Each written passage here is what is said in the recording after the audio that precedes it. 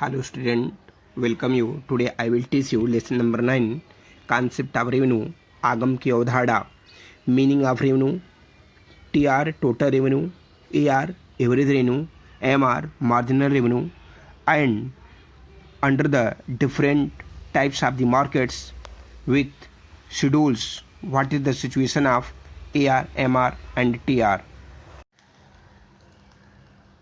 Hello students, आज मैं आपको lesson number 9 concept of revenue आगम की अवधारणा के अंतर्गत आगम का अर्थ,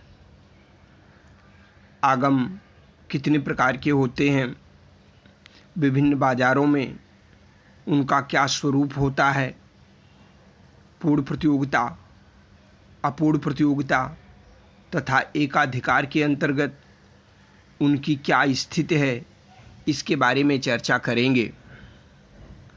जैसा कि मैंने आपको पिछले अध्याय में लागत की अवधारणाओं का विस्तार से अध्ययन किया, इस आगम के अंतर्गत हम आपको ये बताना चाहेंगे कि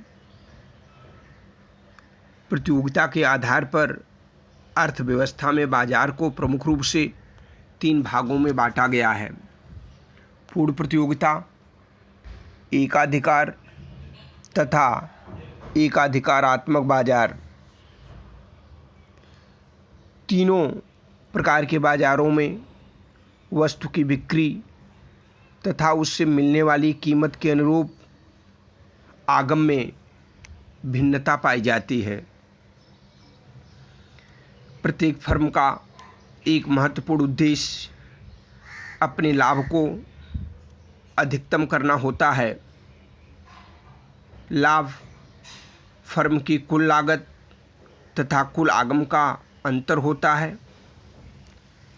यदि लागत दी हुई हो तो लाभ बिक्री अथवा आगम पर निर्भर करता है। अर्थशास्त्री आगम शब्द का प्रयोग प्रायः 3 अर्थों में करते हैं: कुल आगम, औसत आगम तथा सीमांत आगम। कुल आगम से तात्पर्य एक फर्म अपने उत्पादन की निश्चित मात्रा बेचकर जो धनराशि प्राप्त करती है उसे कुल आगम कहते हैं। उदाहरण के लिए, जैसे यदि एक फर्म 3 इकाइयाँ बेचकर 24 रुपये प्राप्त करती है तो कुल आगम 24 रुपये होगी, जिसे तालिका के माध्यम से स्पष्ट करेंगे। वस्तु की बेची गई इकाइयों को मूल्य से गुणा करने पर कुल आगम प्राप्त होती है। फर्म का कुल आगम फर्म द्वारा बिक्री की मात्रा Q को उसकी वसूली गई कीमत P से गुणा करने पर प्राप्त किया जा सकता है। कुल आगम इक्वल वस्तु की बेची गई इकाइयाँ इंटू वस्तु का मूल्य या कीमत। सूत्र रूप में हम कह सकते हैं TR equal QP। TR total revenue, कुल आगम बराबर QP। Q is the quantity of product and P into price, जहाँ पर कुल आगम बिक्री की मात्रा इंटू कीमत से संबंधित है।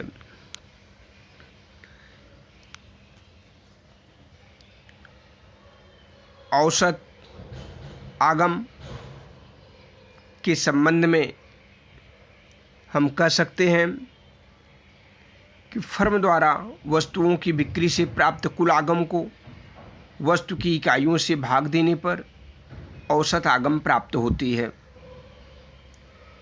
औसत आगम AR इक्वल कुल आगम डिवाइडेड बाई वस्तु की बेची गई इकाइयाँ, या हम कह सकते हैं कुल आगम बटे कुल बिक्री मात्रा AR equal TR by Q, जहाँ पर AR एवरेज रेनू, औसत आगम, TR टोटल रेवेन्यू कुल आगम तथा Q वस्तु की बेची गई इकाइयाँ हैं। औसत आगम वक्र ही किसी फर्म का मांग वक्र होता है। मांग कीमत पर निर्भर करती है।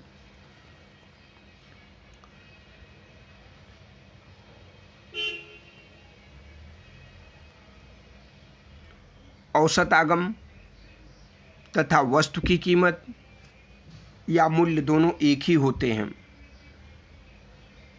औसत आगम उत्पादन के विभिन्न स्तरों पर वस्तु की कीमत अथवा मूल्य को व्यक्त करता है।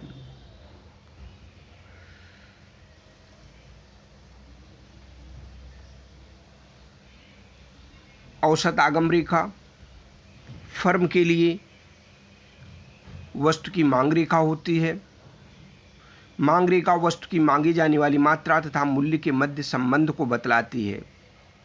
एक क्रेता किसी वस्तु के लिए जो मूल्य देता है वह फर्म के लिए औसत आगम होता है। अतः औसत आगम रेखा मांग रेखा होती है। कुछ अर्थशास्त्री इसे मांग रेखा न कहकर बिक्री रेखा कहना अधिक पसंद करते हैं, क्योंकि यह विभिन्न मूल्यों पर फर्म द्वारा बेची जाने वाली मात्राओं को व्यक्त करती है। सीमांत आगम मार्जिनल रेवेन्यू MR फर्म द्वारा वस्तु की एक और इकाई को बेचने से जो कुल आगम में वृद्धि होती है या जो अतिरिक्त आगम प्राप्त होता है उसे सीमांत आगम कहते हैं। अर्थात विक्रय में वृद्धि के परिणाम स्वरूप जो आय में वृद्धि होती है उसे हम मार्जिनल रेवेन्यू या सीमांत आगम कह सकते हैं। वास्तव में सीमांत आगम कुल आगम में वृद्धि की दर को व्यक्त करता है। उदाहरण के तौर पर 3 इकाइयाँ बेचने पर कुल आगम 24 रुपये है तथा 4 इकाइयाँ बेचने पर कुल आगम 28 रुपये है। तो चौथी इकाई को बेचने से सीमांत आगम 28 - 24 दैट इज इक्वल 4 रुपये प्राप्त होती है। इसका फार्मूला है MR इक्वल TRN - TRN - 1, जहाँ पर MR मार्जिनल रेवेन्यू सीमांत आगम को व्यक्त करता है, TRN फर्म द्वारा N वस्तुओं को बेचने से प्राप्त आगम तथा TRN फर्म द्वारा N-1 वस्तुओं को बेचने से प्राप्त कुल आगम है। इसे हम एक और फार्मूला द्वारा व्यक्त कर सकते हैं, MR equal delta TR divided by delta Q। Delta TR total revenue में होने वाला परिवर्तन, कुल आगम में होने वाला परिवर्तन तथा डेल्टा Q क्वांटिटी उत्पादन की मात्रा में होने वाला परिवर्तन है। औसत आगम एवं सीमांत आगम तथा कुल आगम को एक तालिका द्वारा स्पष्ट कर सकते हैं, जैसा कि तालिका में दिखाया गया है। कुल आगम, औसत आगम एवं सीमांत आगम, उत्पादन की मात्रा Q 1 2 3 4 5 6 7 8 तथा वस्तु का मूल्य है 10 9 8 7 6 5 4 3। कुल आगम जो क्यू क्वांटिटी उत्पादन की मात्रा तथा वस्तु का मूल्य पी से गुणा करने पर प्राप्त होता है। 1 into 10 T R equal 10, 2 into 9 18, 3 into 8 24, 4 into 7 28, 5 into 6 30, 6 into 5 30, 7 into 4 28, 8 into 3 24। इस प्रकार से कुल आगम को P इंटू क्यू प्राइस तथा क्वांटिटी उत्पादन की मात्रा से मल्टीपल करने से प्राप्त होता है। औसत आगम average revenue T R divided by Q कुल आगम में उत्पादन की मात्रा से भाग देने पर प्राप्त होता है। T R 10 divided by 1 that is equal 10, 9 divided by 2 no, 10 divided by 1 that is equal 10, 18 divided by 2 that is equal 9, 24 divided by 3 that is equal 8, 28 divided by 4 that is equal 7, 30 divided by 5 that is equal 6, 30 divided by 6 that is equal 5, 28 divided by 7 that is equal 4, 24 divided by 8 that is equal 3। इस प्रकार से औसत आगम को प्राप्त किया जा सकता है। सीमांत आगम मार्जिनल रेवेन्यू कुल आगम में होने वाली अतिरिक्त वृद्धि का डिफरेंस ही सीमांत आगम कहलाता है।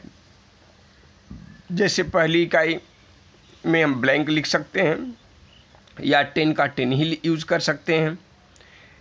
टी आर में जो डिफरेंस हो रहा है दूसरी तथा पहली इकाई का अंतर, तीसरी और दूसरी का अंतर, चौथी तीसरी का अंतर, इस तरीके से हम सीमांत आगम को प्राप्त कर सकते हैं।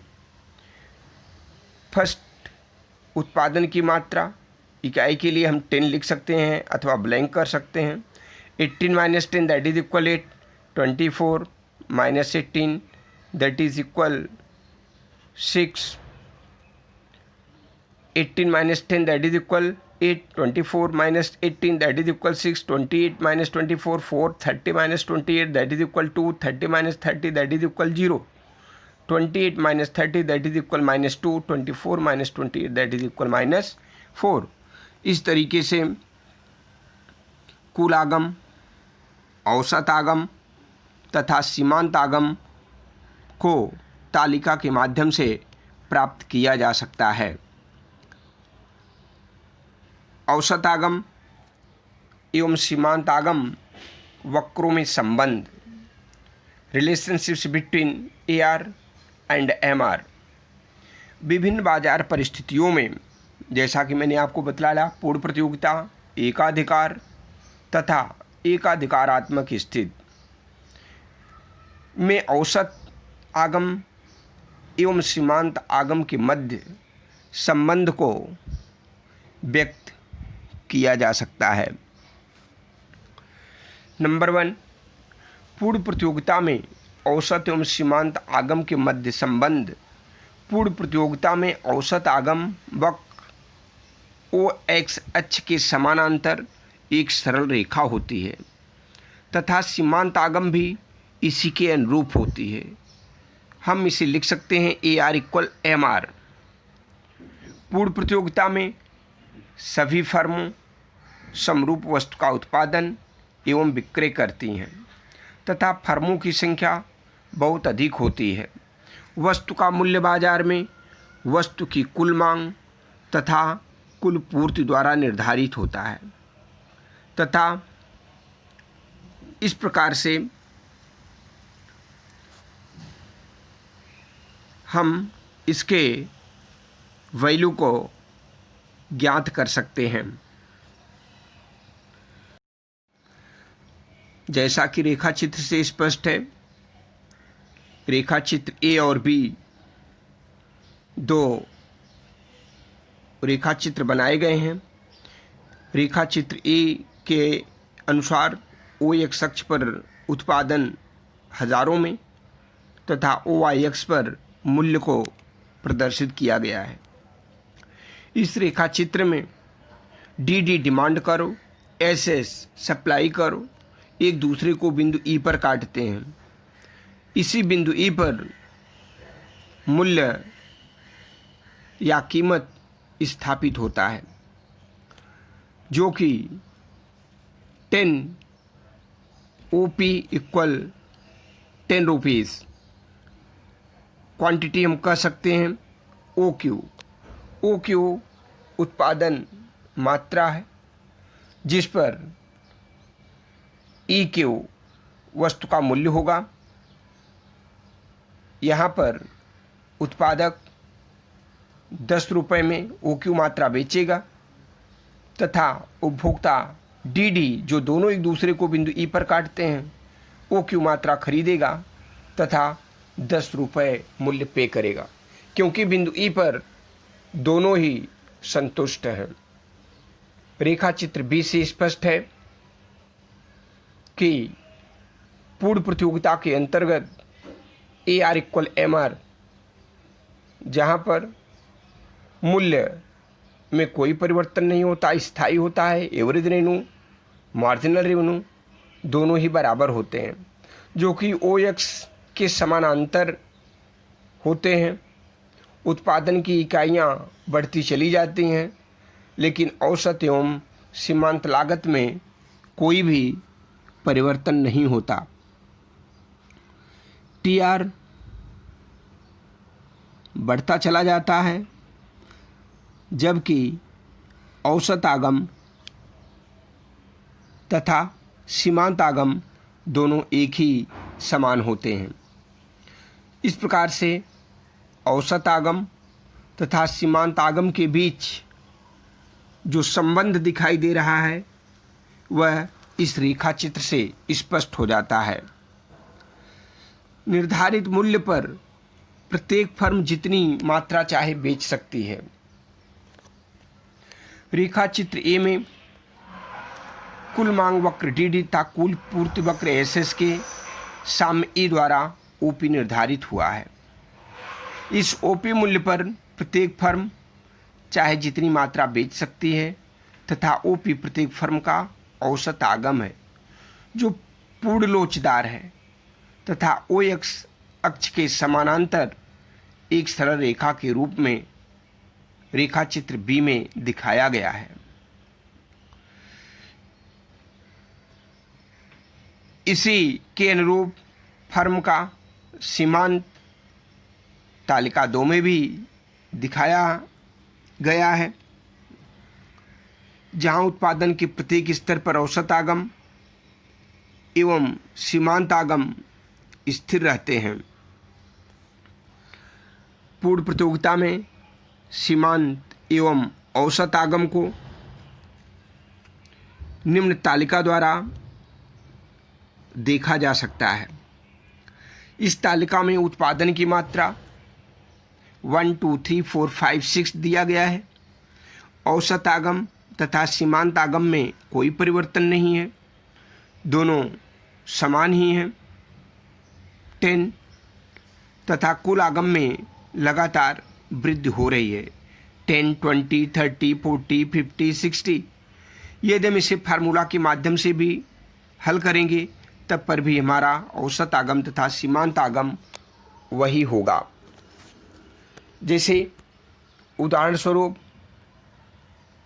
औसत आगम निकालने के लिए AR equal TR divided by Q, 10 divided by 1 that is equal 10, 20 divided by 2 that is equal 10, 30 divided by 3 that is equal 10, 40 divided by 4 that is equal 10, 50 divided by 5 that is equal 10, 60 divided by 6 that is equal 10। तो formula के माध्यम से या सूत्र के माध्यम से औसत आगम वही है तथा सीमांत आगम को भी कुल आगम के अतिरिक्त इकाइयों में होने वाली वृद्धि से ज्ञात किया जा सकता है। जैसे सीमांत आगम 10, फर्स्ट उत्पादन की मात्रा के अनुकूल 10 का 10, सेकंड इकाई 20 minus 10 that is equal 10, 30 minus 20 that is equal 10, 40 minus 30 that is equal 10, 50 minus 40 that is equal 10, 60 minus 50 that is equal 10। इस प्रकार से कुल आगम में लगातार वृद्धि होती है तथा औसत आगम तथा सीमांत आगम दोनों एक समान होते हैं। इस प्रकार से हम कह सकते हैं कि पूर्ण प्रतियोगिता के अंतर्गत तालिका के अनुसार सीमांत आगम एवं औसत आगम एक समान होते हैं, जहां पर AR इक्वल AMR होता है। मांग एवं पूर्ति की परिस्थितियों में परिवर्तन होने पर बाजार मूल्य में परिवर्तन हो जाएगा तथा फर्म का AR वक्र एवं MR वक्र उस परिवर्तित मूल्य पर OX अक्ष के समानांतर हो जाएगा। नंबर 2, एकाधिकार अथवा पूर्ण प्रतियोगिता में औसत एवं सीमांत आगम में संबंध। एकाधिकार अथवा पूर्ण प्रतियोगिता के अंतर्गत औसत आगम वक्र दाएं को ढाल होता है, अर्थात दाएं की तरफ नीचे की तरफ गिरता है। यह उद्योग का मांग वक्र होता है। AR इसका सीमांत आगम वक्र इसके नीचे स्थित होता है। एकाधिकार के अंतर्गत औसत आगम एवं सीमांत आगम को तालिका की सहायता से स्पष्ट किया जा सकता है। तालिका में औसत आगम की अपेक्षा सीमांत आगम कम है, क्योंकि 1 की मांग दी हुई होने पर एकाधिकारी वस्तु का मूल्य कम करके ही अपनी बिक्री को बढ़ा सकता है। इससे सीमांत आगम भी कम हो जाता है तथा सीमांत आगम के कम होने की दर औसत आगम में कमी की दर से अधिक होती है। इसे हम आपको तालिका के माध्यम से स्पष्ट करेंगे, जो कि आपको अगले वीडियो से स्पष्ट हो जाएगा।